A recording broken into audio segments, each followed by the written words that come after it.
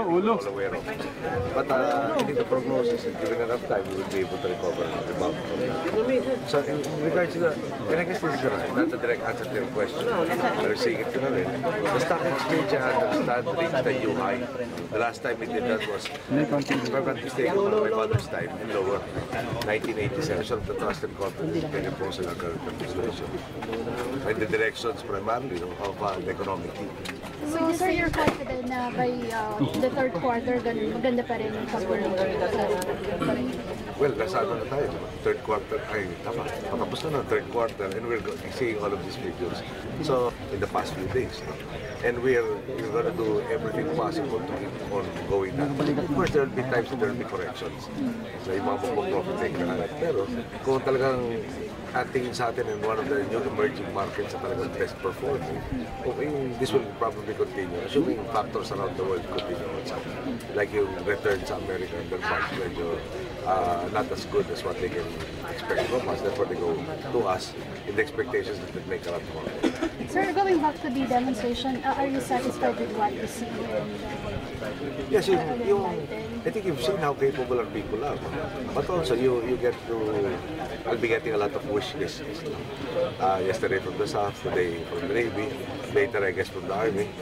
And a lot of these items are not impossible to get. And they should be given the necessary tools. Kasi naman, lumang-luma na yung dictum. Huwag padadala yung sundalo sa bakbakan, wala naman. Sir, at what point na yung, at what stage na yung gusto ninyong buuin na elite force?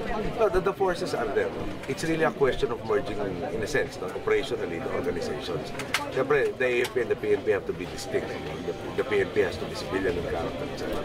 But at the same time, there will be times that you would need all of them, some of them, or portions of each unit to really work with each other. So I understand that is already being done now. Yung command structure, Iklaro, who holds the shots, etc., will have to be perhaps more refined. But, and, siyempre, upgrading of certain pieces of equipment. Sir, yung mga flight attendants ng PAL mag-strike sila this October, ano yung magiging? When yung question mo, I think if I can correct it, nag-file sila ng notice of strike. Historically raw, they have never gone on illegal strikes, for instance. So this is an industry imbued with national interest. The Secretary of Labor can take cognizance of the same. And I think she was interviewed yesterday. She did mention two things. One is if there is no strike yet, that they are enjoying from going on strike. And the other factor is if they are already on strike, they will be issued return to work orders. Tapos may issue na ngayon ginagawa ng DOLE. They have 30 days for cooling off period. They are hopeful that there will be a resolution to all of these issues.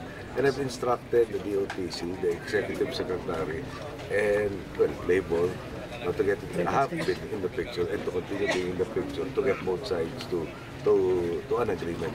Isama ko na rin, after this, there's also the CBA that will be forthcoming. Now, at this point, there's no expectation that services will be disrupted. But even without that expectation, we are already, there's been a notice by the CEB to other airlines of potential slots that they will be given to replace the slots that PAL will not be servicing if they go on strike. So, if you top of that, yung open skies policy, tama ito. Merong questions. Pero parang, the way I understood it, what you were saying was, i-identify natin yung fragments na nanggaling na rito, etc. I'm not sure if you can identify a firearm from fragments. Depende kung gaano ka deform yung slug. But at the end of the day nga, yung emphasis has to be on the mind.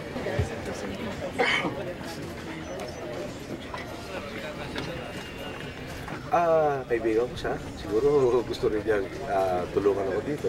Pero ulit ka lang, balik ako yung mismo paano magagamit ng ating Special Operations Units. Nung pinagtatanong ko sila, yung ground commander through the liaison, hindi lang ako inassure one time, hindi lang twice, na yun ang i-employ kung kakailangan. Hindi nangyari.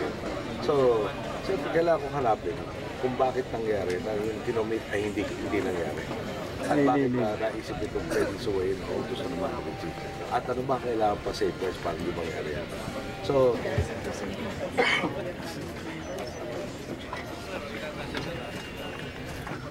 kaibigan ko siya. Siguro gusto rin niyang tulungan ako dito.